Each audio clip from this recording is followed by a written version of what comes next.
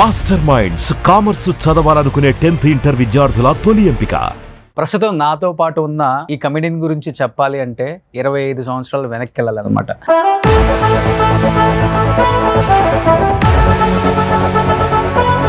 రామచంద్ర గారు నమస్తే సార్. నమస్తే అండి.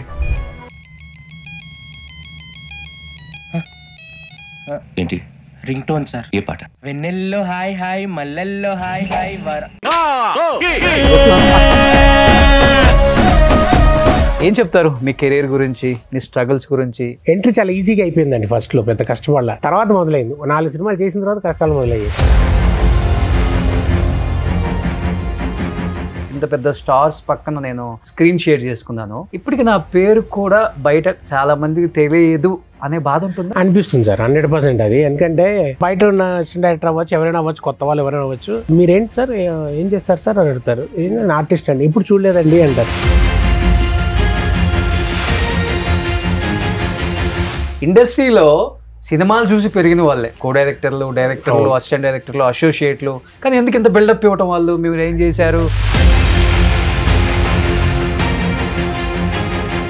నా ఎపిసోడ్స్ ఆల్మోస్ట్ ఒక పక్కన అందరినీ సెలబ్రిటీలను చేస్తుంటాను, ఇప్పుడున్న లైమ్ లైట్ లో వాళ్ళని కూడా. ఒకవైపు 50% ఎప్పుడు కూడా నేను బాగా ఒక వెలిగి ఇప్పుడు ఆఫర్లు లేకో ఇబ్బంది పడుతున్న వాళ్ళని ఎక్కువ తీసుకొస్తాను. అవును, అది నిజంగా ఆ విషయంలో మీకు నిజంగా హ్యాట్స్ ఆఫ్ చెప్పండి. రేపు నవంబర్ వస్తే 25th ఇయర్ అవుతుంది ఇండస్ట్రీకి వచ్చి. నాకు మరీ స్వింగ్ అప్ అండ్ డౌన్ బాగా డ్రాస్టిక్ గా ఉంటుంది. మరీ అప్ మరీ డౌన్. నేను ఒకటి రియలైజ్ ఏంటంటే ఖచ్చితంగా బ్యాకప్ ప్లాన్ అనేది ప్లాన్ చేసుకోవాలి. మన డబ్బులు ఉన్నప్పుడు. నేను చేసిన పెద్ద పొరపాటు అదే. ఏంటి మీ ఆర్థిక పరిస్థితి అంటే ఏమని చెప్తారు? నిజంగా చెప్పండి. ఫైనాన్షియల్ గా వెరీ బ్యాడ్ పొజిషన్ సార్.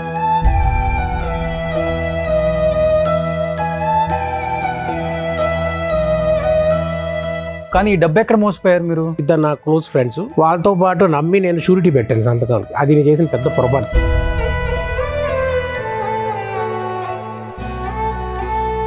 ఎన్ని కోట్లు? 50, 45, 50. పెద్ద విషయం కదా మీకు ఆ అమౌంట్.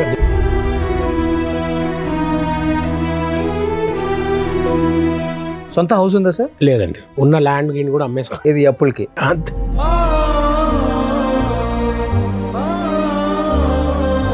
అంటే ఒక స్టేజ్కి ఫిజియోథెరపీ చేయించుకోవడానికి కూడా లేని స్టేజ్కి వచ్చేసామంట. డబ్బులు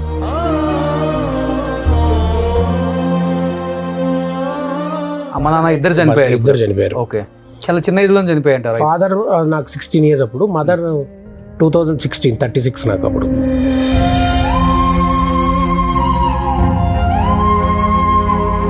అసలు పెళ్లి కాలేదు? ఒక్కళ్ళే ఉంటున్నారు ఇప్పుడు. నేను, మా బ్రదర్, మా తమ్ముడు. Own brother. ఆయన మ్యారేజ్ చేసుకున్నారా? లేదు, ఆయన చేసుకోలేదు. ఎందుకు? ఆయన చేసుకోకపోవడం కారణం కొంచెం ఏంటంటే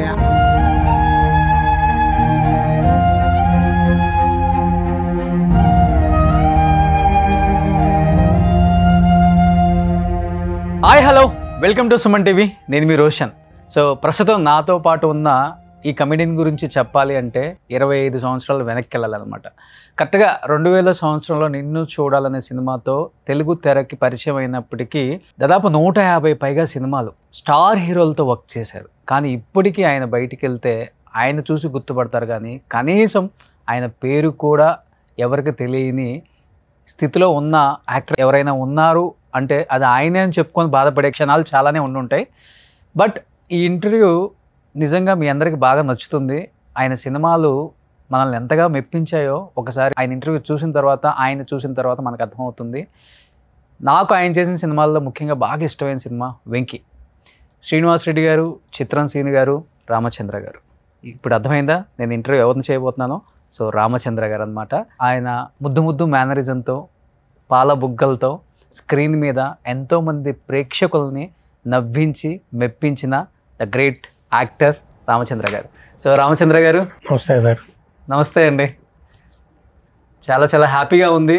ఎన్నో ఇయర్స్ తర్వాత మళ్ళీ మిమ్మల్ని ఇలా స్క్రీన్ ముందు ఇంటర్వ్యూ ద్వారా కొన్ని కోట్ల మంది ప్రజలకి మళ్ళీ మీరు వచ్చిన విధానం, మీరు చేసిన సినిమాలు, మీరు అనుభవించిన అనుభూతులు, మీరు పడ్డ కష్టాలు, నిజంగా 25 years బ్యాక్ నిన్ను చూడాలని రామచంద్ర, మా వెంకీ బుజ్జి, సో డీజేలో మంచి క్యారెక్టర్, ఇలా చెప్పుకుంటూ పోతే ఎన్నో సినిమాలు. ఏం చెప్తారు మీ కెరీర్ గురించి, మీ స్ట్రగుల్స్ గురించి అండ్ మీ అచీవ్మెంట్స్ గురించి? ఫస్ట్ ఏంటంటే చాలా థ్యాంక్స్ అండి, మీతో ఇలా మాట్లాడడం చాలా హ్యాపీ. కెరియర్ గురించి అంటే ఎంట్రీ చాలా ఈజీగా అయిపోయిందండి. ఫస్ట్లో పెద్ద కష్టపడాల, వేరే వాళ్ళలాగా ఫస్ట్లో లేదు, అలా అయిపోయింది. తర్వాత మొదలైంది, 4 సినిమాలు చేసిన తర్వాత కష్టాలు మొదలయ్యాయి. అంటే కష్టాలు అనకూడదు, స్ట్రగుల్స్. అప్పుడు తెలిసింది ఓ ఇలా ఉంటుందన్నమాట అని. ఓకే. సో అలా స్టార్ట్ అయింది. ఫస్ట్ నిన్ను చూడాలని అంటే ఆడిషన్ చేశాను, డైరెక్టర్ గారు ప్రతాప్ గారు ఓకే అన్నారు, అందరూ చేసాం. నాకు నిన్ను చూడాలనే సినిమా ఒక లెర్నింగ్ మాట. అంటే ఎలా నుంచోలో కూడా తెలియదు నా కెమెరా దగ్గర, ఆయనే నేర్పించారు. రెండో సినిమా ఆనందం, శ్రీనువైట్ల గారు. ఇంకా అక్కడ అయితే ఆయన మొత్తంగా అది కోచింగ్ సెంటర్లో నాకు ఎలా చెప్పాలి ఏంటి అంతా.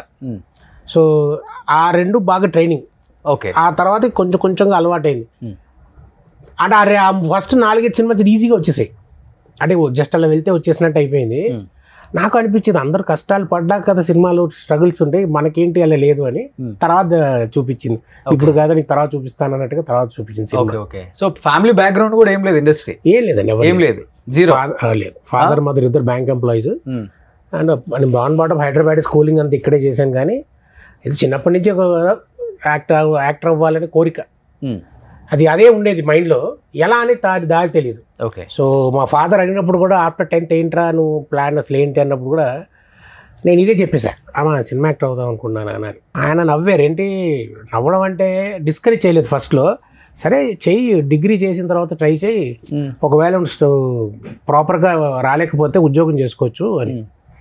ఎందుకంటే డిస్కరేజ్ చేయకుండా డిగ్రీ వరకు అయితే ఈ లోపల మైండ్ మారుతుంది అనుకున్నారు. బట్ ఆయన అన్నట్టే డిగ్రీ తర్వాతే చేశానంట first cinema. Okay. Graduation BCom honours చేశాను. అది అయ్యి అప్పుడు ఇది ఉండేది ఐసెట్ ఎగ్జామ్స్, ఎంబీఏకి. అది రాస్తే అది పెద్ద క్వాలిఫై కాలే. ఈ లోపల అవకాశం రావడం, అవి వెళ్ళడం, ఆడిషన్ ఇవ్వడం, ఆ సినిమాకి ఓకే అవ్వడం. దాని ఇమీడియట్గా అది షూటింగ్ అవుతుండగానే శ్రీనువైట్ల గారి ఆడిషన్కి వెళ్ళడం ఆనందానికి, అది ఓకే అవ్వడం. ఆనందం సినిమా సక్సెస్ తర్వాత కొంచెం ఫ్లో వచ్చింది సినిమాలు. ఓకే. ఇంకా వెనక్కి తిరిగి చూడాల, చూడాల్సిన అవసరం రాలేదు, చాలా కాలం వరకు. మీ మేనరిజం కూడా బాగుంటుందిలే, మీ వే ఆఫ్ డైలాగ్ డెలివరీ కావచ్చు. ఇప్పుడు కొంతమంది ఉంటారు కమెడియన్స్, ఇప్పుడు శ్రీనివాస్ రెడ్డి అని ఉన్నారు, అన్న డిక్షన్ సూపర్ ఉంటుంది, ఎట్లా ఎట్లా ఎట్లా ఎట్లా ఎట్లా వెళ్ళిపోయింది వేవ్ అది. అవును. ఆయన కామెడీ చెప్పాలంటే పటాసులో చూస్తుంటేనే కడుపుబ్బా నవ్వుకుంటాం. సో ఎంత పెద్ద స్టార్ హీరో అయినా కానీ తన టైమింగ్ని ఏమాత్రం ఎక్కడ కూడా ఆడియన్స్ని డిసప్పాయింట్ చేయరు ఆయన. స్క్రీన్ ప్రెజెన్స్ అంత బాగుంటుంది. సో అలా మీది కూడా చాలా బాగుంటుంది డిక్షన్, చెప్పే విధానం కూడా. సో దానివల్లే మంచి మంచి సినిమాలు కూడా వచ్చాయి. బట్ బాధ అనిపిస్తుంది రామచంద్ర గారు, ఇన్ని సినిమాలు తీసాము, ఇన్ని సూపర్ డూపర్ హిట్స్, ఇంత పెద్ద స్టార్స్ పక్కన నేను స్క్రీన్ షేర్ చేసుకున్నాను, ఇప్పటికి నా పేరు కూడా బయట చాలా మందికి తెలియదు అనే బాధ ఉంటుంది. అనిపిస్తుంది సార్ 100% అది. ఎందుకంటే ఇప్పుడు జనరల్గా ఆడియన్స్, జనరల్ పబ్లిక్ మీ పేరేంటండి అడగడంలో వింతలేదు. అంటే మీ పేరేంటి అని అడుగుతారు, రామచంద్ర అంటాను, తెలియాల్సిన అవసరం లేదు కొంతమందికి. అంత మనం ఇప్పుడు స్టార్ హీరోస్ అంటే తక్కువ పేర్లు గుర్తుంటాయి కానీ ఓకే. ఎక్కడైనా అవకాశాలకు వెళ్ళినప్పుడు మీ పేరేంటండి, మీరు ఏం చేశారు ముందు అని అడుగుతుంటే చాలా బాధేస్తుంది. ఇప్పటికి ఈ మధ్య ఎక్కువ అయిపోయింది. ఇంకా నాకు ఇప్పుడు ఏదైనా ఆఫీస్కి వెళ్ళి డైరెక్టర్ గారిని కలుద్దామని వెళ్తాం జనరల్ ట్రయల్స్లో, వెళ్ళినప్పుడు బయట ఉన్న అసిస్టెంట్ డైరెక్టర్ అవ్వచ్చు, ఎవరైనా అవ్వచ్చు, కొత్త వాళ్ళు ఎవరైనా అవ్వచ్చు, మీరేంటి సార్ ఏం చేస్తారు సార్ అని అడుగుతారు. నేను ఆర్టిస్ట్ అండి, ఇప్పుడు చూడలేదండి అంటారు. నాకు డౌట్ వస్తుంది, ఇప్పుడు చూడలేదంటే నేను అంత నిజంగా అంత కాదేమో, గుర్తింపున్న ఫేస్ కాదేమో అన్న డౌట్ ఉన్న సందర్భాలు కూడా చాలా ఉన్నాయి. ఓకే. అంటే నేనేమో నమ్ముతా అంటే అట్లీస్ట్ నా మొహం చూసి వీడేదో సినిమాలో చేసాడు, సినిమా మొహం అనేది ఆయన గుర్తుపట్టాలి కదా. పేరు తెలియకపోవచ్చు, ఐ అగ్రీ విత్ దట్. సరే పేరు తెలియదు ఓకే, ఏం చేశారంటే ఎప్పుడు చూడలేదు మిమ్మల్ని అంటే కొంచెం చాలా అది కావాలని అంటున్నారా, కించపరుస్తున్నారా అర్థమయ్యేది కాదు నాకు. లేదా నిజంగానే చూడలేదా, నాకే సెల్ఫ్ డౌట్ మాట. ఓహో నేను అంత కాదేమో, నేనే ఫీల్ అవుతున్నానేమో అనే డౌట్ కూడా వచ్చిన సందర్భాలు ఉన్నాయి. ఏమో ఫర్దర్గా ఎదురవుతాయేమో తెలియదు నాకు. ఓకే. బయట ఆడియన్స్ దగ్గరికి వెళ్ళినప్పుడు, ఏదైనా సినిమాలకు షాపింగ్కి వెళ్ళినప్పుడు రెస్పాన్స్ ఎలా ఉంటుంది? చాలా మంది అంటే పేరు అడుగుతారు, ఏమంటే మీ పేరు వెంకీలో బుజ్జి పేరుతో తెలుసు అంటారు, లేకపోతే రీసెంట్గా చేసిన సినిమా చెప్తారు. పేరు తెలియదండి చాలా మంది. పేరేంటి సార్ అంటే రామచంద్ర అని చెప్తాను క్లియర్గా. ఓకే సార్ అంటారు, కానీ మాకు ఆ వెంకీ బుజ్జి గుర్తుందో, లేకపోతే ఇంకో గౌతమ్ ఎస్ఎస్సీలో అలా అవి గుర్తున్నాయి అంటారు. అందులో కూడా బుజ్జి ఉంటుంది, అది అలా గుర్తుందంటారు, సుబ్బు అందులో అలా చెప్తారు. కానీ యాక్చువల్గా రామచంద్ర అనే పేరు అసలు బయట కూడా తెలియదు. కానీ బాధ అనిపిస్తుందా? అట్లీస్ట్ బయటికి వెళ్ళినప్పుడు ఆడియన్స్ అట్లీస్ట్ నా సినిమాలన్నా గుర్తుపట్టి నా ఫేస్ అన్న గుర్తుపడుతున్నారు. ఇండస్ట్రీలో సినిమాలు చూసి పెరిగిన వాళ్ళే, కో డైరెక్టర్లు, అసిస్టెంట్ డైరెక్టర్లు, అసోసియేట్లు. కానీ ఎందుకు ఇంత బిల్డప్ ఇవ్వటం వాళ్ళు? మీరు ఏం చేశారు, ఎప్పుడు చూడలేదు మిమ్మల్ని, ఈ షో ఎందుకు చేస్తారు వాళ్ళు? ఎప్పుడు చూడలేదు అన్నప్పుడు అనిపిస్తుంది. ఎప్పుడు ఏదో ఒక సినిమాలో చూసే ఉంటారు కదా. నాకేంటంటే నాకు అడుగుదాం అనుకుంటా, ఎప్పుడు చూడలేదా అంటే మీరు ఏదో ఒక సినిమాలో చూసే ఉంటారు. ఇన్ని సినిమాలు చేశాను, ఇంత హీరోల పక్కన చేశాను, ఎక్కడో చోట చూసి ఉండే మొహం అవి ఉండాలి కదా. సరే అంత గుర్తించలేదేమో అతను నా మొహాన్ని అని నన్ను నేనే మళ్ళీ ఎందుకంటే ఎక్కువ డిప్రెషన్ ఎందుకు అని చెప్పి అలా అనుకుని బాధపడుతుంటాను నేను. ఇప్పటికీ అంతే సార్, ఇప్పుడు అంతే.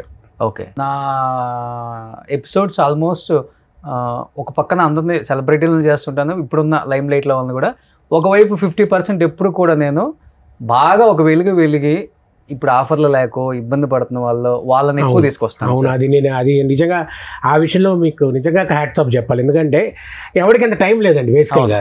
మీరు అది ఒక పర్టికులర్గా పెట్టుకున్నారు. ఎవడైతే కొంచెం వెనక్కి పడిపోయారో యూఆర్ గివింగ్ ఏ లిఫ్ట్, ఏదో లిఫ్ట్ ఇస్తున్నారు సమ్ అదర్ వే. దానిలో భాగమే మీ నేమ్ కూడా నేను లిస్ట్లో పెట్టా మా టీం దగ్గర. చాలా థ్యాంక్స్. పిలవండి ఒకసారి. నేను వెంకీ సినిమా చూస్తుంటే నాకు ఒకసారి గుర్తొచ్చారండి, అరే ఇంత టైమింగ్ ఉన్న ఆర్టిస్టు ఏమైపోయాడు ఇతను. శ్రీనివాస్ రెడ్డి అన్న ఇప్పుడు ప్రెజెంట్ లైమ్ లైట్లో ఉన్నారు, చిత్రంసీని గారు కనిపించట్లేదు, ఇతను కనిపించట్లేదు, మధ్యలో కనిపించారు. అలా వచ్చి ఇలా వెళ్ళిపోయే క్యారెక్టర్స్, ఇంత మంచి ఆర్టిస్టులకి ఎందుకు మనం స్పేస్ ఇవ్వలేకపోతున్నాం? ఆర్టిస్టులుగా అంటే మన హీరోస్ కానీ, మన డైరెక్టర్స్ కానీ, మన రైటర్స్ కానీ ఎందుకు ఆ స్పేస్ ఇవ్వట్లేదు అనేది కొంచెం ఉంది నాకు. రీజన్స్ బెటర్ ఉంటుందేమండి. నేను అంటే ఇంకా ఊహించుకోవడం మొదలు పెడితే ఇంకేమో 100 రకాల ఆలోచనలు వస్తాయి. రీజన్స్ తెలియాలి కాదు, నచ్చకపోవట్లేదేమో, బహుశా వాళ్ళకి ఫిట్ కావట్లేదేమో. ఓకే, అది నాకు అర్థం కావట్లేదు. అంటే అది ఎలా మొదలు పెట్టాలి, ఎటు వెళ్ళాలి తెలియదు. ఇప్పుడు ఆలోచించే నాకు ఎందుకు ఇవ్వట్లేదు అని ఆలోచిస్తే 100 రకాల ఆలోచనలు వస్తున్నాయి. ఎందుకు ఇవ్వట్లేదు? మీకు వచ్చిన ఆలోచన ఏంటంటే మీరు విన్నది కానీ చూసింది విన్నది ఏం లేదు. నాకేంటంటే మేబీ వాళ్ళ ఆ స్క్రిప్ట్కి నేను సరిపోనేమో, ఆ క్యారెక్టర్కి బెటర్ చాయిసెస్ ఉన్నాయేమో వాళ్ళకి అని అనుకుంటున్నా అని నేను సెల్ఫ్ సాటిస్ఫై చేసుకుంటున్నా. రీజన్స్ నాకు ఇంకా ఎక్కువ ఆలోచించి తలుచుకోలేదు దాని గురించి. ఓకే, వెళ్తుంటారు ఆఫీసులకి ఇప్పుడు కూడా? రెగ్యులర్గా కాకుండా ఏదో ర్యాండమ్గా కాదు, ఐ మేక్ ఏ పాయింట్. మొదలు పెడితే ఒక 4-5 రోజుల పాటు వెళ్ళి ఎక్కడెక్కడ స్టార్ట్ అవుతున్నాయి వెళ్ళి అందరినీ కలిసి ఒకసారి నా ముందుగానే కనపడతాను, చెప్తాను సార్ ఇందులో మీకు సబబు క్యారెక్టర్ ఇఫ్ నాట్ కామెడీ ఇంకేదైనా బెటర్గా మీకు వేరే చేయిద్దాం అనుకున్నా ఐఎమ్ రెడీ సార్, నేను చేస్తాను, నాతో ఎక్స్పెరిమెంట్ కానీ లేకపోతే ఏదైనా నేను రెడీ, నేను చేస్తాను అని అది చెప్పి వస్తాను నేను. అయినా వాళ్ళ ఇష్టం. ఇస్తారా టైం? డైరెక్టర్లు ఇస్తున్నారు ఇప్పుడు? వాళ్ళు కూడా మంచి స్వింగ్ లో ఉన్న ఆర్టిస్టులతోనే ఎక్కువ మాట్లాడే వాళ్ళు ఉంటున్నారు. కొంచెం లేదు మరి చెప్పండి అంటున్నారు, మాట్లాడుతున్నారు. రావడం రాకపోవడం అనేది మాత్రం మన చేతిలో ఉండట్లేదు. ఓకే, కానీ టైం ఇవ్వని వాళ్ళు కూడా ఉన్నారు. టైం ఇవ్వని వాళ్ళు ఉన్నారు, గతంలో పరిచయం అయిన వాళ్ళు టైం ఇవ్వని వాళ్ళు కూడా ఉన్నారు. అబ్బా సరే ఓకే, అది వాళ్ళ ఇష్టం, మనం ఎవరిని ఫోర్స్ చేయలేం కదా. అంటే ఒకటి సార్ ఇది చెప్పడం ఈజీగా అనిపిస్తుంది, చెప్తుంటే ఇలా చెప్పేస్తే మోడస్ట్గా అనిపిస్తుంది. కానీ అలా కనుక తీసుకోకపోతే బహుశా ఇంకా ముందుకు వెళ్ళాం నా feeling. I don't know where I'm right are wrong. Okay, సర్లే వాళ్ళకి ఏదో కుదరలేదు అని అనుకోకపోతే ఇంకా రోజు కనబడదు. రేపు పొద్దున్న లేచి మళ్ళీ ప్రయత్నించాలి కదా. ఇక్కడ కాకపోతే ఇంకో డైరెక్టర్, ఇంకో బ్యానర్ ఎక్కడ చోట చేయాలి కదా. Okay, end of the day. Okay, కానీ ఒకటైతే మీరు అగ్రీ చేస్తారండి, అప్ అండ్ డౌన్స్ అనేది లైఫ్లో ఎలా ఉంటుందో కేవలం ఒక ఆర్టిస్ట్ మాత్రమే ఎక్కువ చూడగలడు. బాగా ఉన్నప్పుడు అన్నీ అనుభవించగలడు, ఏం లేనప్పుడు దీనస్థితిలో కూడా వచ్చిన పరిస్థితులని చాలామందిని చూసాం కూడా మనం. ఎందుకంటే అది సినిమాలు కావచ్చు, డబ్బు కావచ్చు, కార్లు కావచ్చు, ఫేమ్ కావచ్చు, బయట ఉన్న మన ఫ్యాన్ ఫాలోయింగ్, ఇవన్నీ కూడా. ఇవన్నీ చూసినప్పుడు ఏమనిపిస్తుంది లైఫ్ అంటే మీకు అసలుకి? ఇవన్నీ టెంపరీ అనిపిస్తుంది సార్. అది నేను రియల్గా ఫేస్ చేసి చెప్తాను. ఎందుకంటే ఇప్పుడు ఒక వెంకీ అనో, గౌతమ్ సీనో, దుబాయ్ సీనో, కింగ్ అనో ఏదో ఒక సినిమా బట్టి, లౌక్యం గోపీచంద్ గారి సినిమాలు కూడా బాగుంటుంది. ఇలా ఈ సినిమాలు బట్టి గుర్తుపట్టి వచ్చి హలో అని చెప్పి మధ్యలో ఒక 2-3 ఏళ్ళు నాకు అసలు వర్క్ లేక కాలు విరగడం వల్ల ఏదో వర్క్ లేకపోవడం వల్ల అసలు పట్టించుకోలేదు. మీరు ఎవరండి అనే వాళ్ళు కూడా ఉన్నారు బయట ఆడియన్స్లో. మీరు కనపడట్లేదు ఏంటండి, మీరు ఎవరంటే అనిపిస్తుందో ఇదంతా టెంపరీ, ఏది కాదు, ఎక్కువసేపు ఉండదు. లైట్ ఉంచుతాడు దేవుడు, తీసేస్తాడు వాళ్ళ మీద, అంతే. నాకు అలా అనిపిస్తుంది. ఓకే, అందులో నాకైతే మరీ అప్ అండ్ డౌన్. ఇది 25th ఇయర్ అవుతుంది నాకు. రేపు నవంబర్ వస్తే 25th ఇయర్ అవుతుంది వచ్చి. నాకు మరీ స్వింగ్ అప్ అండ్ డౌన్ బాగా డ్రాస్టిక్గా ఉంటుంది. మరీ అప్ మరీ డౌన్ అర్థం కాదు. మళ్ళీ ఇప్పుడు డౌన్ ఈ అప్ ఎలా వస్తుందా రాదో కూడా క్లారిటీ. అంటే ప్రతిరోజు భయం వేస్తుంది కదండి. అంటే ఒక హోప్ అనేది తగ్గిపోతూ ఉంటుంది పోను. కానీ అప్పటికప్పుడు లేదు లేదు లేదు ఎవ్రీడే ఈజ్ బెస్ట్ డే అనే కాన్సెప్ట్ మీద రన్ అవుతుంటాను నేను. ఎప్పుడైనా డిప్రెషన్లోకి వెళ్ళిన సందర్భాలు ఉన్నాయా? డిప్రెషన్ అంటే బాధ, మరి అంత డిప్రెస్డ్ అయిపోయి లేదు, కానీ ఏదో బాధ, ఏంటి మనకి ఇంతేనా, ఇంకా మనం ముందుకు వెళ్ళలేమా, ఇంతేనా, ఇప్పటివరకు చేసింది అయిపోయింది, ఇంకేం లేదు, ఇంతేనా, మళ్ళీ ఎక్కడి నుంచి మొదలు పెట్టాలి, ఎక్కడి నుంచి స్టార్ట్ చేయాలో కూడా అర్థం కాని సందర్భాలు ఉంటాయి సార్ నాకు కొన్ని. లింక్ తెగిపోతే, అంటే లింక్ అంటే వర్క్ తెగిపోతే ఎక్కడి నుంచి మొదలు పెట్టాలో కూడా తెలియక బుర్ర పగలు కొట్టుకునే సందర్భాలు ఉంటాయి, ఉన్నాయి కూడా అలాంటివి. ఎక్కడి నుంచి స్టార్ట్ చేయాలి మళ్ళీ అని దానికే పడుతుంది నెల 2 నెలలు ఆలోచిస్తాం. ఓకే, ఏది ఆగదు కదండి, రెంట్ లాగో ఈఎంఐ లాగో ఏది ఆగదు కదా. ఏ నెల ఆ నెల అదే రన్నింగ్లో వెళ్ళిపోవాలి అది. సో అలా వస్తుంది. ఆర్టిస్టిక్ సినిమాలు వస్తేనే అంటే బ్యాకప్ నేను ఒకటి రియలైజ్ ఏంటంటే ఖచ్చితంగా బ్యాకప్ ప్లాన్ అనేది ప్లాన్ చేసుకోవాలి. మన డబ్బులు ఉన్నప్పుడు నేను చేసిన పెద్ద పొరపాటు అదే. ఒక బ్యాకప్ ప్లాన్ అనేది ఏమి పెట్టుకోలే వెనక. రియల్లీ దానికి నేను చాలా బాధపడతా. అంటే బాగా సంపాదించేసాను అనను, కానీ నేను సంపాదించిన దాంట్లోంచి అట్లీస్ట్ కొంచెమైనా బ్యాకప్ ప్లాన్ లాంటిది ఏదైనా నేను పెట్టుకుని ఉండుంటే బ్యాక్లో, అది నన్ను కాపాడు ఉండేదేమో బహుశా. ఇప్పుడు ఈ పీరియడ్లో నేను అలా ఏం చేయలేదు. అంటే నేనేమంటున్నా, వస్తున్నాయి కదా, వస్తూనే ఉంటాయనే జాస్లో ఉన్నాను, కానీ గ్యాప్ వస్తే ఎవడు పట్టించుకోవడం జాస్ అంటే నాకు అసలు తట్టల, ఆ ఆలోచన రాదు. మరి నాకే రాదు, ఎవరికి రాదు తెలియదు. బ్యాకప్ ప్లాన్ అయితే ఉండాలి సార్ ఎవరికైనా. సిన్సియర్లీ ఒక బ్యాకప్ ప్లాన్ వెనక ఉంటే ఉన్న సేవింగ్స్తో మన అదే కాపాడుతుంది ఫర్దర్గా. మనం ఇలాంటి పొజిషన్లో ఉన్నప్పుడు బెటర్గా ఉంటే ఏం అవసరం లేదు. రన్నింగ్ బాగుంది అనుకోండి, ఏం అవసరం లేదు అసలు.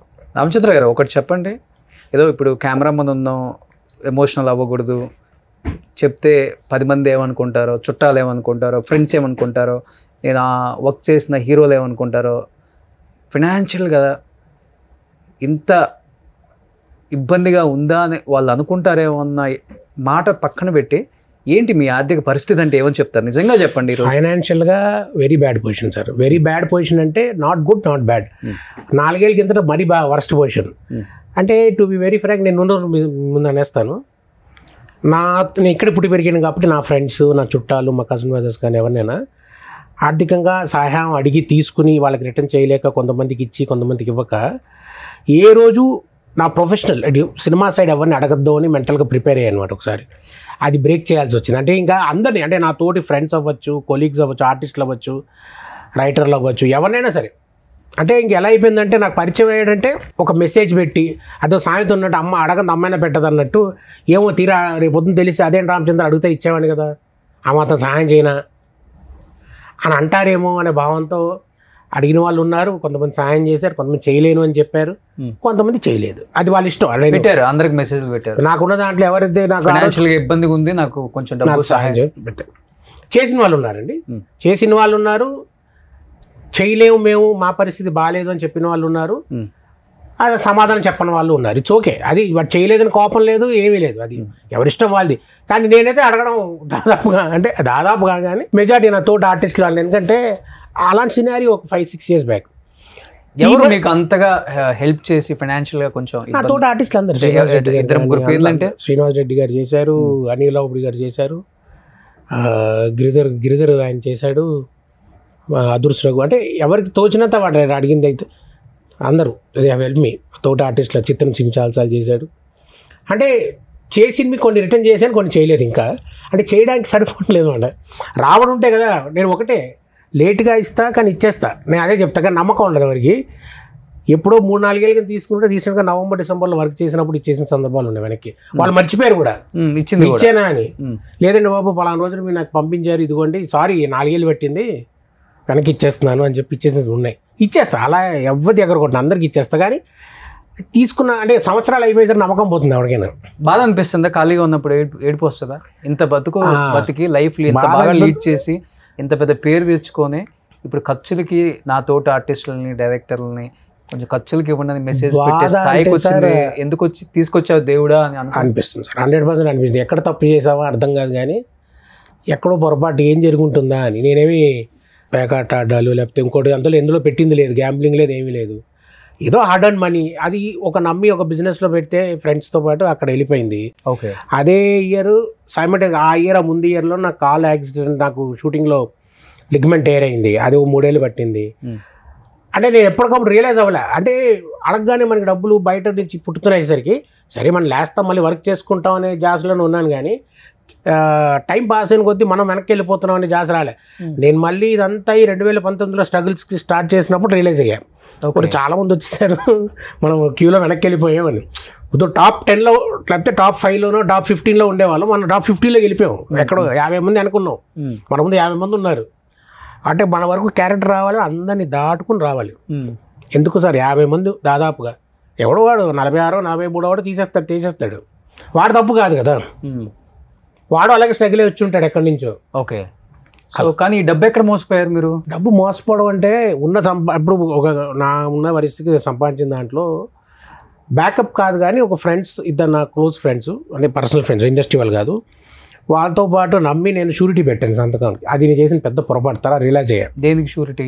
ఒక బిజినెస్ రియల్ ఎస్టేట్ వెంచర్లో పెడదాం అన్నట్టుగా. నాతో భూమి ఉంది కదా అంటే నేను ఇంకా ఆలోచించలేదండి, ఐడియా లేదు, పెట్టాను. వాళ్ళు నష్టపోయారు. అక్కడ నష్టపోవడం వల్ల నేను కట్టాల్సి వచ్చింది. అది అంటే షూరిటీ సంతకం మీరు పెట్టింది అంటే సాక్షి సంతకం అంతేనా? చెక్కులు ఇచ్చారు అన్నీ నావే. అంటే వాళ్ళు నేను కలిపి అంటే సైలెంట్ పార్ట్నర్ అన్నారు, అలా పెట్టేసి అక్కడ కొట్టింది నాకు. అదే ఇయర్ కాలు కూడా విరిగింది. అంటే అన్నీ ఒకసారి వచ్చాయి. దాంతో నాకేమైందంటే పోనీ అంత డబ్బు పోయినా వాడికి నేను వర్క్ చేస్తున్నా, నేను వర్క్లో ఉండున్నా, ఆ కట్టాల్సిన వాడు ఆగేవాడేమో నన్ను చూసి, సరే వీడు వర్క్లో ఉన్నాడు కొంచెం ఇస్తాడని. వాడు వచ్చి చూస్తే నేను బెడ్ మీద కూర్చున్నా కాలు విరిగి. ఓకే. వాడికి నమ్మకం ఉంటుంది, ఇస్తావా చేస్తావా అనేసరికి ఉన్నవని పోకేసి వాడికి ఇవ్వడం, దాదాపుగా ఇక బయట నుంచి తీసుకుని ఇవ్వడం, అలా సెటిల్ చేసుకోవాల్సి వచ్చింది. ఎన్ని కోట్లు? కోట్లు కాదండి, లక్షలు, 45-50 లక్షలు. 45-50 లక్షలు అని పెద్ద విషయం కదా మీకు? నాకు పెద్ద విషయం, నాకు చాలా పెద్ద విషయం. అయిపోయి దాదాపు క్లియర్ చేసుకున్నాను. ఇంకొన్ని అంటే దానికోసం చేసినవి బయట, అంటే వాడికి ఇవ్వడం కోసం బయట తీసుకున్నాను, ఫ్రెండ్స్ దగ్గర అవ్వచ్చు, రిలేటివ్స్ దగ్గర అవ్వచ్చు. కొంచెంగా క్లియర్ చేసుకుంటాను. ఆయన ఏమన్నా మిమ్మల్ని బెదిరించడం, డబ్బులు ఇవ్వకపోతే? సరే ఇప్పుడు కేసు కదా, ఇప్పుడు చెక్ బౌన్స్ చేసి కేసు వేస్తే మళ్ళీ అది గొడవ, డబ్బులు ఇవ్వాలి కదా మనం. ఎండ్ ఆఫ్ ది డే ఇప్పుడు మా వాళ్ళు ఇద్దరు చేతులు ఎత్తేసారు అయిపోయిందని, మేము చేయలేమని. మరి నేను నన్నే అడుగుతాడు వాడు. ఓకే. అన్ఫార్చునేట్ అందులో ఒక ఫ్రెండ్ ఈ పాస్ట్ అవే 2017లో ఈ ప్రెషర్కే చనిపోయాడు. దాంతో ఇంకెవరిని అడుగుతాడు? నన్నే అడగాలి. నేను కదా బాధ్యతగా నేను ఇస్తాను రా బాబు అని చెప్పింది మా ముందు ధైర్యంగా. సో అయిపోయింది అది, అంటే ఆ ఎపిసోడ్ క్లోజ్ అయిపోయింది. ఇప్పుడు ఏంటంటే నేను దానికోసం కానీ దాని తర్వాత తీసుకున్నవన్నీ క్లియర్ చేయడం పడుతున్నా నెమ్మదిగా. కొన్ని దాదాపు క్లియర్ చేసేయండి దేవుడి దయ వల్ల. దాదాపుగా వర్క్ చేస్తానే, మనకి వేరేది ఏం లేదండి, వేరే ఏమంటారు ఇంకా వేరే సోర్స్ ఆఫ్ ఇన్కమ్ ఏం లేదు. సో దాదాపుగా క్లియర్ చేశాను టు అన్ ఎక్స్టెంట్. ఇంకొన్ని ఉన్నాయి ప్రాబ్లం, వాళ్ళు వెయిట్ చేస్తున్నారు. దేవుడి దయ వల్ల they have given me time. అర్థం చేసుకున్నారు కొంతమంది, సర్లే వీడు ఎక్కడ పోటీ ఇస్తాడు అని. ఏదో గుర్తొచ్చినప్పుడు ఫోన్ చేస్తుంటారు, అండి మీరు ఇవాళ డబ్బులు గుర్తుందా మాకు అని. సార్ గుర్తుంది సార్, లెక్క కడుతున్నాను, ఇస్తాను సార్, మొత్తం క్లియర్ చేస్తాను. దేవుడి వల్ల ఇయర్ ఎండ్కైనా కొంచెం వర్క్ మళ్ళీ బాగా స్పీడప్ అవుతే ఇంకొన్ని క్లియర్ చేసుకోవచ్చు. కానీ ఆ ప్రెషర్ ఉంటుంది చూసారు, అడగద్దు అసలు. వాడు ఫోన్ చేస్తే వచ్చే ప్రెషరు ఒకప్పుడు విండవే పలానా వాడికి టెన్షన్. ఇప్పుడు నేను పడుతున్నా 10 ఏళ్ళ నుంచి, అవి వర్ణాతీతం. అది తెలుసా మీ బాధలు ఇండస్ట్రీలో ఉన్న పెద్దలకి, డైరెక్టర్స్కి? పెద్దలకి తెలియకపోవచ్చు, ఇప్పుడు మీ ద్వారా తెలుస్తుందేమో. కానీ నేను తొందరగా ఎవరికి అలా చెప్పుకోలే. ఏదో ప్రాబ్లమ్స్లో ఉన్నంటే ఆ టెన్షన్ ఎప్పుడు షూటింగ్లో వర్క్ చేసినప్పుడు బయటపడలేదండి. ఫోన్ వస్తూ ఉంటుంది, సైలెంట్లో ఉంటుంది, ఫోన్ రింగ్ అవుతూ ఉంటుంది. షార్ట్ గ్యాప్లో అక్కడ మాట్లాడాలి ఉంటుంది, పక్కకు వచ్చి ఫోన్లో మాట్లాడేసి మళ్ళీ వెళ్ళిపోతాను. చెప్పడం వల్ల ఏమవుతుంది సార్ అంటే నా కాన్సెప్ట్ అంటే ఇప్పుడు కూర్చోబెట్టి బాధ చెప్పడం వల్ల అయితే వాడికి నమ్మి చిరాకైనా వస్తుంది, అసహ్యమైనా వస్తుంది, జాలి వస్తుంది, అయ్యో అని. నాకు ప్రయోజనం ఏముంది? ఏమో వీడు నన్ను అడుగుతాడేమో నెక్స్ట్ సినిమా నాకు అవకాశం ఇవ్వకపోతే. ఇప్పుడు పర్సనల్గా మాట్లాడడం వల్ల నేను వెళ్ళి ఏమంటే కొంచెం నాకు ఇంత హెల్ప్ చేయండి నేను ఇస్తాను వాడికి ఇవ్వాలంటే ఎవరి భయం వాళ్ళకి ఉంటుంది కదా. అంతే కదా. అందుకని నేను పర్టికులర్గా అయితే కూర్చుని ఎవరికి చెప్పింది లేదండి. అలాంటి అవకాశం కూడా నేను తీసుకోలేదు ఎవరి దగ్గర. ఓకే. సో మీ లైఫ్ ఏంటో, మీరేంటో అంతే. ఏంటి అసలుకి మీ కుటుంబ నేపథ్యం ఏంటి అసలుకి? మీరు ఏం చదువుకున్నారు? నేను గ్రాడ్యుయేషన్ చేశాను సార్, బీకామ్ ఆనర్స్ హైదరాబాద్లో. ఓకే. స్కూలింగ్ ఇక్కడే. Okay. DAV public school, central syllabus school, అంతా ఇంటర్మీడియట్ అంతా ఇక్కడే, పుట్టింది ఇక్కడే. మా ఫాదర్ బ్యాంక్ ఎంప్లాయీ, ఇండియన్ బ్యాంక్లో వర్క్ చేసేవారు. మా ఫాదర్ చనిపోయిన తర్వాత కంపాషనేట్ గ్రౌండ్స్ మీద మదర్కి వచ్చింది జాబ్, అది కంటిన్యూ చేశారు ఆవిడ. 2012 రిటైర్ అయ్యారు, 16 ఆవిడ పాజిటివ్. ఇద్దరు చనిపోయారు. ఓకే. చాలా చిన్న ఏజ్లో చనిపోయారు. ఫాదర్ నాకు 16 years అప్పుడు, మదర్ 2016 36 నాకు అప్పుడు. సో చనిపోయారు. సో నేను మా బ్రదర్ ఉంటాం. కానీ రామచంద్ర గారికి పెళ్ళి అయిపోయింది, విడాకులు అయిపోయాయి, ఇప్పుడు సోలో లైఫ్ అంటే బికాజ్ ఈ ఆఫర్లు లేవనో, కుటుంబాన్ని పోషించలేకో, లేకపోతే అప్పులు అయిపోయినాయనో, ఫ్యామిలీ నుంచి దూరంగా ఉంటున్నారు అనేది అక్కడక్కడ ఎందుకు సర్క్యులేట్ అవుతుంటుంది. Is it right sir? నామి కూడా రూమర్లు వస్తాయి. నామి కూడా రూమర్ వచ్చేది ఉందా? నాకు ఏం లేదండి. It's all nothing. అది ఏవో గాసిప్, ఏదో నో మ్యారేజ్, నథింగ్. అవ్వాల్సిన ఏజ్లో చేసుకోవాల్సిన ఏజ్లో. తర్వాత ఈ ఫైనాన్షియల్ ప్రెషర్స్కి ఇంకా ఇంట్రెస్ట్ అనకూడదు, ఒకరిని ఎందుకు ఇబ్బంది పెట్టాలి అనే కాన్సెప్ట్ వచ్చింది. ఓకే. ఇప్పుడు లెగ్ విరిగింది, బెడ్ రిడన్ అయ్యాను, నేనే స్ట్రగుల్ అంటే హ్యాండ్ టు మౌత్ స్ట్రగుల్ కాదండి. వర్క్ ఎప్పుడు వస్తుందో తెలియదు, ఎప్పుడు రికవర్ అవుతుందో తెలియనట్టు నేనే ఉండి మనం ఇంకోళ్ళని చేసిన వాళ్ళని ఇబ్బంది పెట్టినట్టే కదా. ఓకే. అలా అయిపోయింది. ఇప్పుడు అయిపోయింది. ఇంకా ఇప్పుడు దాని మీద జాస్ లేదు ప్రస్తుతానికి లేదులేండి జాస. ఓకే. అసలు పెళ్లి కాలేదు? మ్యారేజ్ అనేది లేదు. ఒక్కళ్ళే ఉంటున్నారు ఇప్పుడు? నేను, మా బ్రదర్, మా తమ్ముడు. Own brother. ఆయన మ్యారేజ్ చేసుకున్నారా? లేదు, ఆయన చేసుకోలేదు. ఎందుకు? ఆయన చేసుకోకపోవడం కారణం కొంచెం ఏంటంటే, అన్నకైతే పెద్దవాడికైతే చిన్నవాడే చేద్దాం మా అమ్మగారు ఆగి నేను చెప్పా. నా వృత్తి వేరు, వాడి వృత్తి వేరు. ఓకే. సో వాడికి చేసేయమ్మా, ఎవడంత ఆలోచించాడు, నాకైందా వాడికైందా అని ఆలోచించే టైం ఎవరికి లేదు అంటే, సరే ఇంట్లో వాళ్ళ ఆలోచనలు ఉంటాయి కదా, నీకు కాంది వాడికి అని అలా అయిపోయింది. తర్వాత ఇంకా ఇద్దరికి ఆవిడ పాజిటివ్ అయిన తర్వాత అది అయిపోయింది ఇంకా అక్కడితో. సరే ఇప్పుడు వాడు కూడా ఇప్పుడు అంటే మేబీ నాకు 2 years చిన్న, మరి వాడి ఇంట్రెస్ట్ ఏంటో తెలియదు, వాడేం మాట్లాడు దాని గురించి అసలు. ఇప్పుడు ఏదో వీఆర్ గెట్టింగ్ ఆన్ అంతే. మీరు కూడా అడగలేదు ఆ తమ్ముడిని? ఎప్పుడు అడగలేదంటే నేను చూసి చేయలేను కదా సార్. ఇప్పుడు నేనున్న పొజిషన్లో ఇప్పుడు వాడికి ఇప్పుడు నేను చేసుకుంటాను అన్నాడు అనుకోండి, వాడు నేనేం చేస్తాను, వదిలేసాం మేము కూడా దాని గురించి. కానీ ఇప్పుడు మీ ఇద్దరికి ఒకరికొకరు మీరే తోడు ఇంకా? అంతే. వంట మీరే చేసుకోవటం? అంతే. Bachelors, senior bachelors. కానీ ఇద్దరు ఫ్రెండ్స్ లాగా ఉంటారా, బ్రదర్స్ లాగా ఉంటారా, లేకపోతే? ఫ్రెండ్స్ బ్రదర్స్ కంటే కొంచెం కొట్టుకుంటూ ఉంటాం, అరుచుకుంటూ ఉంటాం. ఇప్పటికీ డిఫరెన్స్ ఒపీనియన్ ఉంటుంది ఇద్దరికి. మావాడు కొంచెం రూల్స్ గట్టిగా ఫాలో అవుతాడు, అంటే వాడు ఒక పద్ధతి, డిసిప్లిన్గా. మధ్య డిసిప్లిన్ కాదు కానీ నేను కొంచెం ఇలా ఉండొచ్చు, ఏం కాదులే అని కొన్ని విషయాలు పక్కకు కొట్టేస్తుంటాను. అలా చిన్న వస్తుంటాయి ఇద్దరికి. ఓకే. సో ఇప్పుడు కుటుంబ బాధ్యత అంతా తమ్ముడు, అన్న ఇద్దరు అంతే. ఓకే. సో బయట ఉన్న కొన్ని ఇబ్బందులు అవన్నీ మీరు? నాది నేను, వాడిది వాడండి. అంటే పడుతుంటాం అంతే. నా ప్రెషర్ చూడలే వాడు కంగారు పడుతుంటాడు. ఎందుకంటే ఈ టెన్షన్కి వీడికి హెల్త్కి ఏమవుతుంది, దేవుడి దయ వల్ల ఒక లెగ్ ప్రాబ్లంతో అలాంటి మేజర్ హెల్త్ ఇష్యూస్ అంటే ఏం లేవు. కానీ ఏంటంటే వాడికి భయం, ఏదైనా మళ్ళీ ఇబ్బంది పెడుతుందా, మళ్ళీ వాడికి ఏదైనా ఏజ్ కదా, 45 ఏళ్ళు నాకు ఇప్పుడు. 45? ఇప్పుడు 80 బాగుంది, నేను 45 ఇప్పుడు. సో వాడికి ఏంటంటే వీడికి ఏదైనా ఇప్పుడు ఈ ఏజ్లో ఎలాంటి ఇబ్బంది ప్రెషర్ తీసుకుంటాడా అని అలవాటు అయిపోయింది సార్ ప్రెషర్ తీసుకోవడం అనేది. ఓకే. కానీ 45 సంవత్సరాలు. అవునండి. తమ్ముడికి 43. సో అమ్మ నాన్న ఇద్దరు లేరు. కానీ ఈ యాక్సిడెంట్ జరిగిందన్నారు కదా షూటింగ్లో, కానీ అలాంటి టైంలో అనిపిస్తుంది కదా, పెళ్లి చేసుకుంటే ఒక ఫ్యామిలీ ఉండేది, ఎవరో ఒకరు తోడు ఉండేవాళ్ళు, ఫుడ్ వండి పెట్టేవాళ్ళు, అంటే అప్పటికి బాధ్యతలు కొన్ని అయితే ఫ్యామిలీకి. అదే కరెక్ట్. అదే అప్పటికి అయిపోయి ఉంటే వేరండి. ఆ కాలు విరిగే ఎవరు సార్ చేసుకుంటారు, కరెక్ట్గా ఉంటేనే అనిపిస్తుంటాయి ఇవన్నీ. అప్పుడు అనిపించేది, కానీ ఇప్పుడు కాలు మామూలుగా ఉన్నోడికి పెళ్ళి అవ్వట్లేదు. ఇప్పుడు బయట కాలు విరిగి అసలు వర్క్ లేని వాడిని ఎవరు సార్ చేసుకుంటారు వచ్చి? ఇప్పుడు ఎవరు మీకు ఆ టైంలో మరి హెల్ప్ చేసి ఫుడ్ పెట్టి? నేను యాక్చువల్గా తర్వాత మా కజిన్ బ్రదర్, మా పెద్దనాన్న గారు అబ్బాయి, మా అన్నయ్య గారి దగ్గరికి వెళ్ళిపోయాం. వాళ్ళు ఎల్బీ నగర్ దగ్గర ఉంటారు. కాలు విరిగినప్పుడు మేము ఉండేది ఎర్రమంజిల్ కాలనీ, అక్కడి నుంచి షిఫ్ట్ అయ్యి అటు వెళ్ళిపోయి కింద ఫ్లాట్లో అన్నయ్య వదిన వాళ్ళు ఉండేవారు, పైన నేను మా తమ్ముడు. సో అలా ఒక 2 years నేను రికవర్ అయ్యేంత వరకు అక్కడ ఉన్నాం మా అన్నయ్య వాళ్ళతో. తర్వాత మళ్ళీ మా పాత ఏరియాకి వచ్చేసాం. అంటే నేను పుట్టి పెరిగిన ఏరియా ఎర్రమంజిల్ కాలనీ, అటు వెంకటరమణ కాలనీ. అది అలవాటు అయిపోయే ఏరియా. 40 ఏళ్ళకి ఇంకెక్కడికి వెళ్ళబుద్ధి కాల. సో మళ్ళీ వెనక్కి ఇటే వచ్చేసాం ఇద్దరం. ఓకే. సొంత హౌస్ ఉందా సార్? లేదండి. ఉన్న ల్యాండ్ గిన్ కూడా అమ్మేసుకోవాలి అప్పులకి. అంతే. అన్నీ అవుట్ క్లియర్ చేసుకో, అంటే కొన్ని క్లియర్ చేయడానికి తప్పలేదండి. అవును. ఒక అకౌంట్ సెటిల్ చేయాలన్నప్పుడు ఆలోచించి ఇది ఉంచుకుని నాకు ప్రయోజనం లేదు. వీడు రోజు ఎవ్రీ 2 days ఒకసారి ఫోన్ చేసి టార్చర్ పెడుతున్నాడు. దాని బదులు తీసేసాం అనుకోండి, వాడు నాకు ఫోన్ చేయడుగా. ఇంకా తర్వాత బతుకుంటే కొనుక్కోవచ్చు, మళ్ళీ కొనుక్కుంటే లేకపోతే లేదు. కానీ అవును, అలా ఆలోచించి అలాంటి ఇన్స్టెంట్ డెసిషన్స్ కొన్ని తీసుకోవాల్సి వచ్చింది పరిస్థితులు. తప్పదు ఇంకా. అప్పుడు కారు కూడా అమ్మేశారా? కారు కూడా అమ్మేశాను.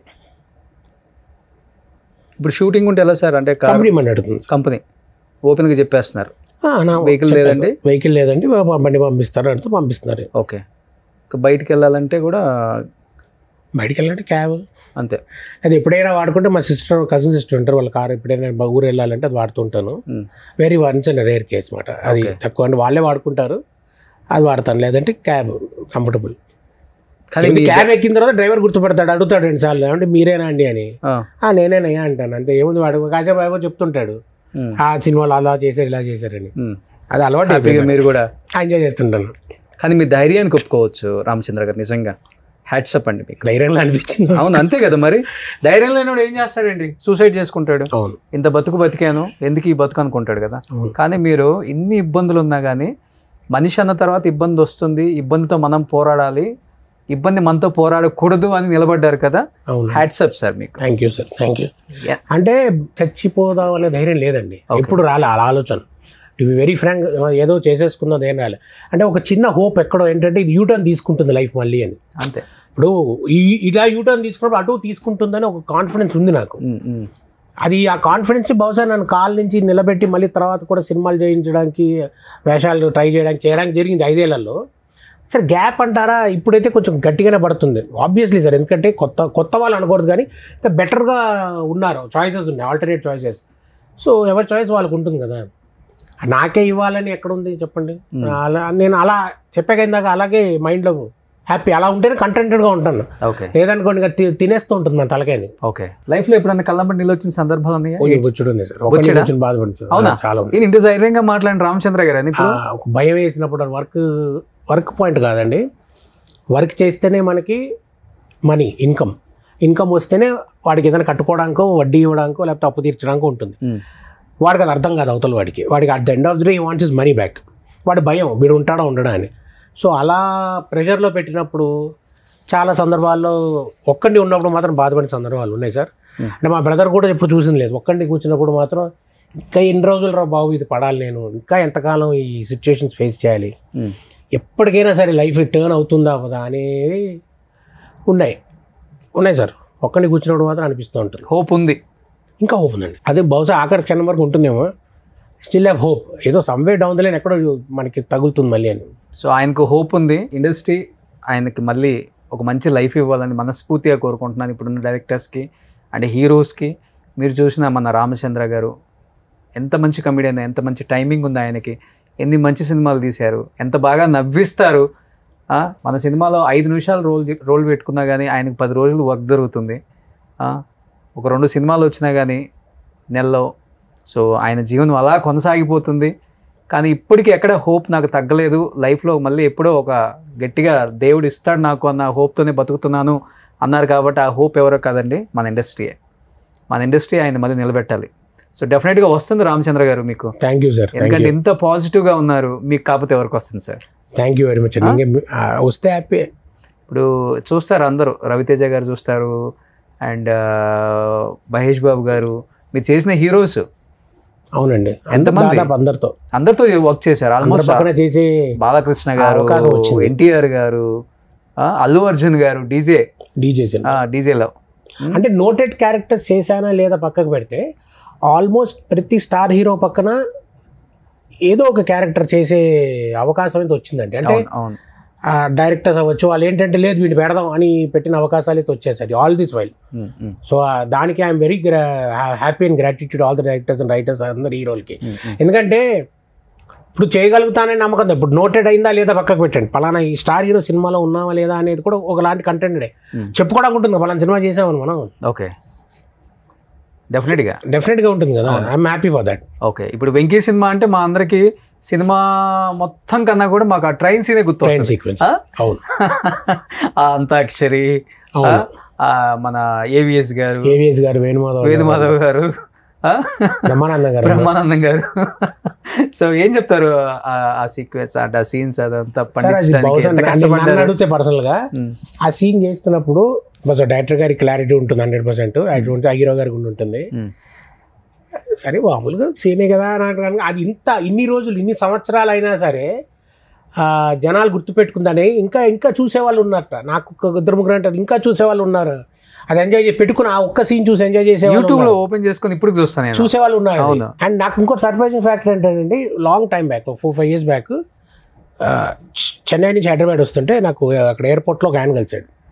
Is from Kadapa. ఆయన నా దగ్గరకు వచ్చి షేక్ హ్యాండ్ ఇచ్చి ఇలా వెంకీ సినిమా చూశానండి అన్నాడు. అయ్యో thank you very much sir, చాలా రోజులైంది వచ్చేదని. ఆయన మాట అన్నాడు, అన్నప్రాసన రోజు నేను అంత తిన్నాను డైలాగ్ చాలా ఇష్టం అండి అన్నాడు. అది నేను చెప్పాననే విషయం నాకు గుర్తు రాలేదండి చాలాసేపు. నాకు గుర్తు రాకుండా ఇది ఏ సినిమా డైలాగ్ అండి అని అడిగా నేను. అడగగానే అదేంటి సార్ అలా అంటారు అన్నాడు. సారీ అంటే నాకు గుర్తు రాలేదు, ఎవరు చెప్పారు ఇది అన్న. మీదే కదండి వెంకీలో చెప్తారు మీరు అన్నాడు. అంటే నేను అంత మైన్యూట్ డైలాగ్ కదా, అది మైన్యూట్ డైలాగే, అంత కూడా గుర్తుందండి, అంత ఎక్కేసింది జనాల్లోకి. ఐ వాజ్ సర్ప్రైజ్ అనమాట, ఓ ఇంత ఎక్కేసిందా అని. గుర్తుపెట్టుకుని అతను చెప్తున్నాడు. ఇప్పుడు హీరో చెప్పిన డైలాగులు చెప్పడం, బ్రహ్మానందం గారు చేసిన కామెడీ, అది అంటే అందరికీ నోటెడ్. నేను ఏదో సీన్లో ఒక చిన్న డైలాగ్ చెప్పింది వాడు గుర్తుపెట్టుకుని నన్ను కలిసినప్పుడు అతను అడిగాడంటే నేను సర్ప్రైజ్ అయిపోయానండి నేను. ఓకే, ఎలా టక అయిపోయినాయి సీన్స్, లేకపోతే టైం పట్టిందా ఎక్కువ టేక్స్? ఎందుకంటే అంత కాంబినేషన్ కదా. ఆ ట్రైన్ సీక్వెన్స్ సపరేట్గా ఫిల్మ్ సిటీలో సెట్లో చేశారు, ప్లాన్ చేసుకున్నది. అది వన్ డే మార్నింగ్ నుంచి మొదలు పెడితే నైట్కి అయిపోయింది. ఓకే, గుర్తున్నాయా మీ డైలాగ్లు ఏమన్నా? డైలాగ్ మంచి కామెడీ ఒకటే, అంటే నాకు అక్కడ ఒకటే ఉంటుందండి. అంటే ఆ సీన్ స్టార్ట్ అయ్యే ముందు రవితేజ గారు ఆ అమ్మాయి వదిలేసి వెళ్ళిపోతే, ఏరా నాలో ఏం తక్కువ మీకన్నా బాగానే ఉన్నానుగా అంటారు. అనగానే నేను చింతలు తిరిగి ఫస్ట్ స్టేషన్లో ఉన్నాడు వదిలేసే అంటాను. అది నాకు అంటే సడన్గా అనేది, అంటే ఆయన అంటారు నా క్లోజ్ తీసినప్పుడు నేను ఆ డైలాగ్ అంట ఏదో ఫ్రస్ట్రేషన్లో ఉన్నాడు వదిలే అంటే మీకన్నా అందంగానే ఉంటానుగా అంటారు ఆయన. అంటే నేను చింత అంటాను ఏదో ఫ్రస్ట్రేషన్లో ఉన్నాడు అంటున్నాడు ఆయన. ఫ్రస్ట్రేషన్లో మాకన్నా అందంగా ఉంటున్నాడు అంటాడు, కంగారు పడగా అంటాను నేను. ఓకే, అదొకటి. మిగతా అంతా పాటలే కదండి, పాటలు అవి అంతాక్షరి.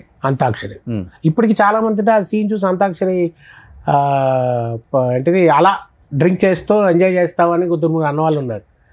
ఓకే పోన్లే అంటే పోన్లే అన్నవారు, అది అంత ఎక్కేసింది బాగా. ఓకే, ఇంకో రీరిలీజ్కి చూశారు కదా లాస్ట్ ఇయర్. అవును, రీరిలీజ్ నాడు ఆ మీమ్స్ చూసాను నేను. అదేదో థియేటర్లో సార్ జనరేటర్ ఆఫ్ అయిందంటే డైలాగులు వాళ్ళే చెప్పుకుంటారు వదిలేసే అని సరదాగా అనుకున్నట్టు. ఓకే, ఎలా ఉంటుంది రవితేజ్ గారితో వర్కింగ్ ఎక్స్పీరియన్స్? అప్పుడు రీసెంట్గా మిస్టర్ బచ్చన్లో చేశాను. అప్పుడు ఆయన ఎనర్జీ ఒకటే అండి. అది ఆయన ఎలా ఎనర్జీ ఎక్కడి నుంచి వస్తుందో తెలియదు కానీ ఆయన ఎనర్జీ అది నాకు ఎప్పుడు అలా గుర్తుండిపోతుంది. అండ్ మోర్ ఓవర్ ఏంటంటే ఇది ఒక ఇన్సిడెంట్ షేర్ చేస్తా. వెంకీ సినిమా కంటే ముందు ఈడియట్, అమ్మ నాన్న తమిళమ్మ ఈ సినిమాలని చూశాను నేను. తర్వాత ఏమైందంటే ఫస్ట్ డే వెంకీ షూటింగ్ వైజాగ్లో ముహూర్తం షాట్ అయిన తర్వాత ఆయన దూరం నుంచి చూస్తున్నా, అరే రవితేజ అనుకుంటున్నాను నేను. ఆయన గబగబా వచ్చి hi I'm Ravi Teja how are you అన్నారు. నేను ఒక సెకండ్ షాక్, అంటే ఈయనేంటి నాతో, నేను కొత్త కదండి నాకు అప్పుడు 4 సినిమాలు 3 సినిమాలు అయ్యి అంతే, న్యూ కమర్. ఆయన వచ్చి నన్ను అడగడం ఐ వాజ్ సర్ప్రైజ్. అంటే ఫ్రీ చేస్తారు ఆయన, ఎక్కడ నేను లాక్ అయిపోతానేమో అని ఫ్రీ. అప్పటి నుంచి ఫ్రీ అయిపోయాను అనమాట. నెమ్మదిగా 4 రోజులకి ఫ్రీగా చేయడం అయింది ఆయనతో. ఓకే, ఆ ఎనర్జీ ఇప్పటికీ అదే ఎనర్జీ అయింది. ఓకే, తర్వాత 4 సినిమా, దుబాయ్ సీను, దరువు, రాజాజీ గ్రేట్లో 1 సీన్ చేశాను. ఓకే, మిస్టర్ బచ్చన్, క్రాక్లో కూడా 1 సీన్ క్యారెక్టర్ చేశాను ఆయనతోనే. మీరు చేసిన సినిమాల్లో మీకు బాగా నచ్చిన డైలాగ్ కానీ లేకపోతే నచ్చిన సీన్ కానీ అంటే ఏమని చెప్తారు? Any cinema, any one movie. అలా అంటే అన్ని ఇష్టమే సార్, అదేం లేదు, అన్ని ఇష్టంగా చేసినవే. మీరు తక్కువ అడిగితే నేను లౌక్యన్ సినిమాలో స్కేల్ సీన్ ఉంటుంది, స్కేల్తో రఘుర్ప్రీత్ సింగ్ కొడుతూ ఉంటుంది అన్నమాట. అది ఒకటి అంటే చెప్పలేం కానీ అది ఒకటి ఉంది. అది నాకు అర్థం కాదు ఏంటంటే లాస్ట్లో ఫినిషింగ్ డైలాగు ఎరా పందిలో ఉన్నా అంత ఏడుస్తాను అంటుంది. ఏమంటే పందికి హోమ్ సిక్ ఉండదండి అంటే అనేది క్యాజువల్గా అనేసాను. అది ఇప్పుడు చూసిన నవ్వు వస్తుందండి. శ్రీవాస్ గారు అదే అన్నారు, నువ్వు క్యాజువల్గా అనేసావు, అది షార్ట్లో క్యాజువల్గా అనేసాను, పందులకు హోమ్ సిక్ ఉంటుందా అండి అంటాను. అది విపరీత రిలయన్స్గా అనిపించింది అన్నారు. ఓకే, అలాంటివి కొన్ని ఉన్నాయంటే తక్కువ స్ట్రైక్ కావట్లేదు కానీ. ఓకే, సో నిన్ను చూడాలని ఫస్ట్ మూవీ ఎన్టీఆర్ గారికి ఫస్ట్ మూవీ. అవునండి. సో ఈరోజు మీ first movie hero pan India star RRR. So నాకు తెలిసి ఎన్టీఆర్కి ఉన్న ఫ్యాన్ ఫాలోయింగ్ మేబీ బహుశా ఏ హీరోకి కూడా ఉండదు ఇప్పుడున్న పరిస్థితులలో. ఎందుకంటే సౌత్ కానీ నార్త్ కానీ who is your favourite hero అని అడగగానే ఫస్ట్ చెప్పే పేరే జూనియర్ ఎన్టీఆర్. ఎలా అనిపిస్తుంది ఎన్టీఆర్ గారి గ్రోత్? అంటే ఫస్ట్లో ఎలా ఉండేవాళ్ళు అసలు ఫస్ట్ సినిమా అప్పుడు? ఆయన ఫస్ట్లో ఆయన కాన్ఫిడెన్స్ నచ్చేది సార్. ఇప్పుడు ఫస్ట్ సినిమా అప్పుడు నాకు ఫస్ట్ సినిమా, నాకు అసలు రూల్స్ రెగ్యులేషన్స్ ప్రోటోకాల్స్ అనేవి ఏమీ తెలీదు. సో ఆయన కాన్ఫిడెన్స్ అప్పుడు confident and he was very confident, I will make it some one day అని. సరదా గారు షూట్ అప్పుడు కూడా అనేవారు I will make it one day, చూస్తుంటారే ఎవరోజు కొడతాను నేను. సరే అప్పుడే అనేవాళ్ళు సెట్లో. అప్పుడే ఆయనకి ఆ కాన్ఫిడెన్స్ నాకు అనిపించేది ఏంటి కొట్టడం అంటే నాకు ఫస్ట్ కదా కొట్టడం అంటే ఓకే మనకేం తెలియదు మనం ఎందుకు మాట్లాడడం అని. కానీ ఆ కాన్ఫిడెన్స్ నిజంగా సార్ అది దట్ క్యారీడ్ అండి ఆయనని అద్భుతం ఆ కాన్ఫిడెన్స్ చూసాం మనకు ఇప్పుడు ఆయన చెప్పింది యాజ్ ఇట్ ఈస్ కనపడుతుంది కదా. అవును అవును.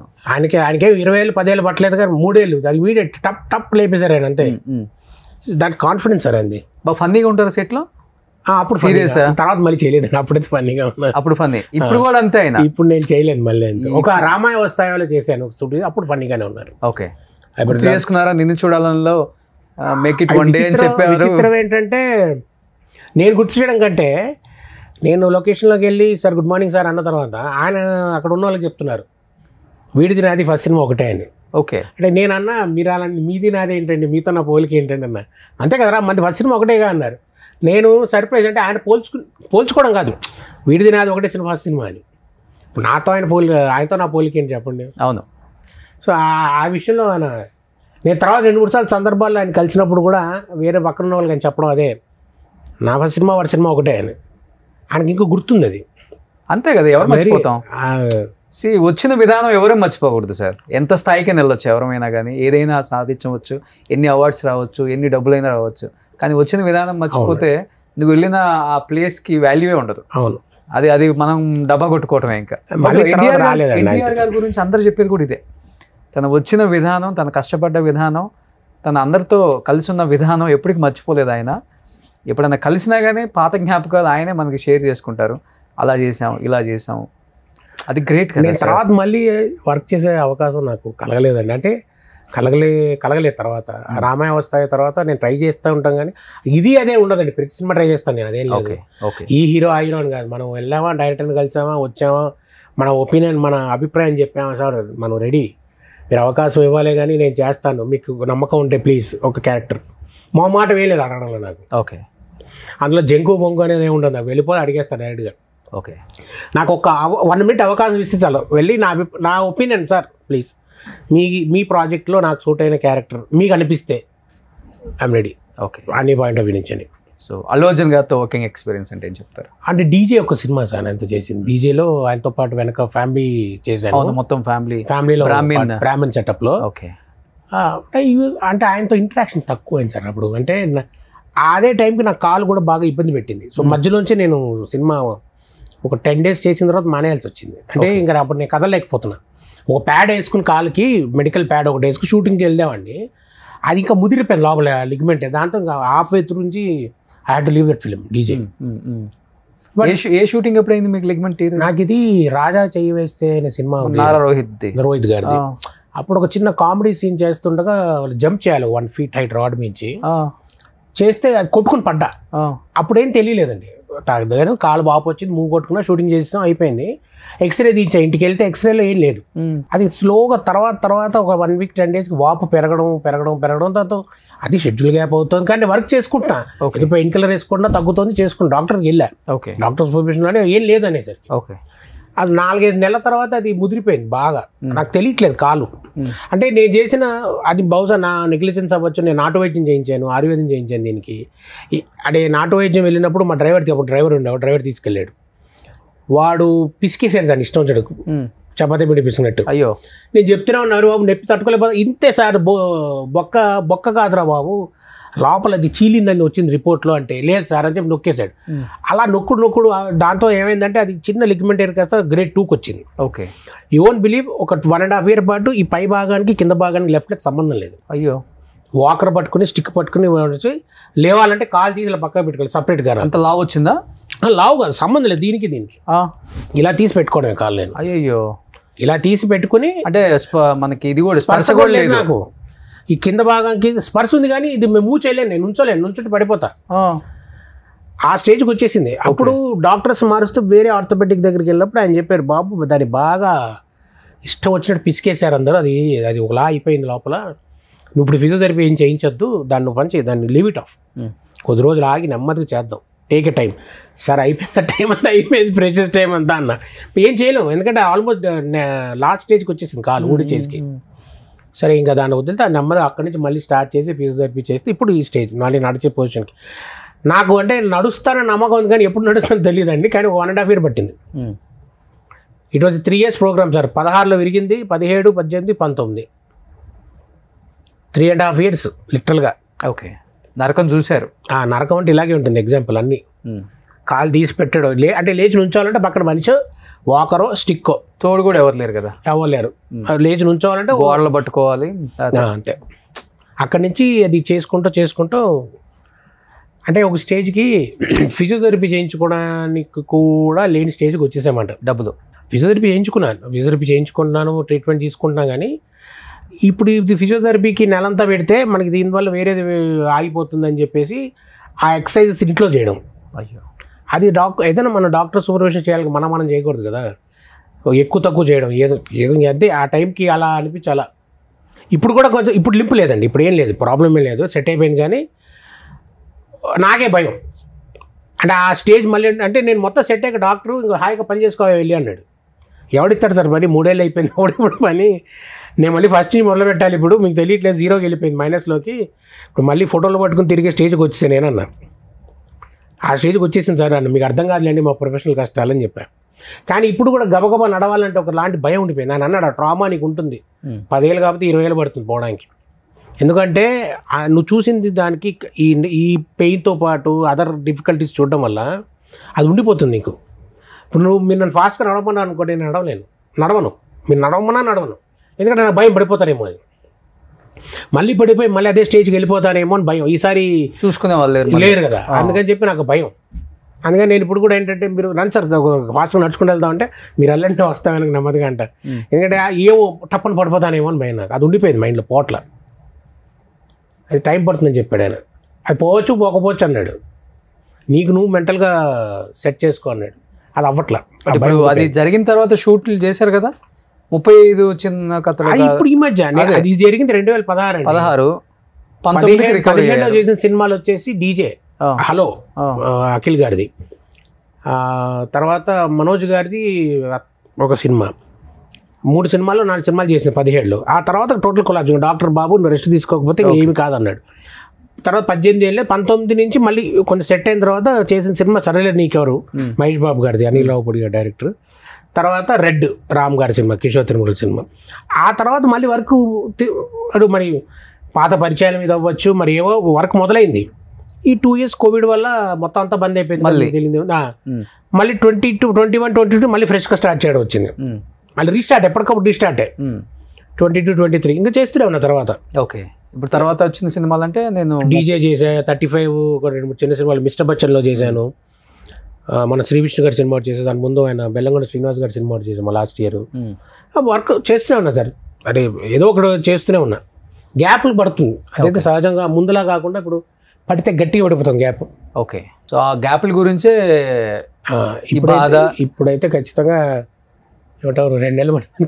2 నెలలు దాదాపుగా షూట్ లేక 2 నెలలు అయిపోయింది. దీని ముందు మొన్నటి వరకు అదో బెంగ వచ్చేసింది, అంటే అయిపోయిందేమో మన టైం అని ఒక దిగులు. మళ్ళీ ఫ్రెష్గా అంటే ఏ రోజుకి ఆ రోజు అయిపోతుంది. ఆ భయం ఇంకా తినేస్తుంది. ఇవాళ వెళ్ళొచ్చామా మళ్ళీ రేపొద్దున ఉంటుందా ఉండదా అనే భయం ఉంటుంది చూసారా, డే టు డే లాగా. అలా భయం వచ్చేసింది అన్నమాట మధ్యలో. సరే, ఏం భయం పెట్టుకోవద్దు, ఏం బాధ పెట్టుకోవద్దు. మీకు టాలెంట్ ఉంది, మంచి సినిమాలు తీశారు, మంచి డైరెక్టర్లతో పరిచయం ఉంది, మంచి హీరోలతో స్క్రీన్ షేర్ చేసుకున్న అనుభవం ఉంది. ఎవరు కూడా అంటే ఎవరో ఉంటారు కొంతమంది, మీరెవరు, ఏం సినిమాలు చేసేది, వాళ్ళంతా హడావుడి బ్యాచ్. వాళ్ళ గురించి పక్కన పెట్టి నిజంగా మిమ్మల్ని ఇష్టపడే కొంతమంది డైరెక్టర్స్, హీరోస్ ఉంటారు.